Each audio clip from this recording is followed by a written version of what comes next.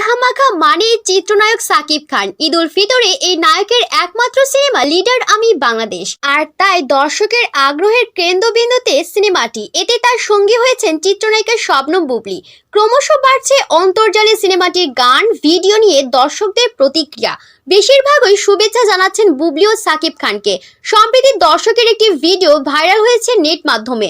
মুক্তির প্রথম দিনেই আলোড়ন ফেলে দিয়েছে সিনেমাটি সারা দেশে। একই সঙ্গে মাল্টিপ্লেক্সেও লিডার আমি বাংলাদেশ দেখতে দর্শকদের চাপ বেড়েছে।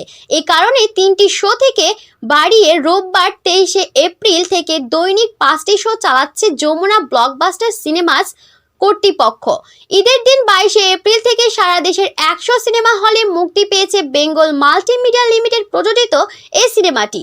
এদিকে মুক্তির আগে সিনেমাটির টিজার, দুটো প্রকাশিত গান ও ট্রেলার নিয়ে বেশ আলোচনা চলে সিনেমা পাড়া ও দর্শক মহলে। প্রসঙ্গত, সিনেমাটির কাহিনী ও সংলাপ লিখেছেন দেলোয়ার হোসেন দিল।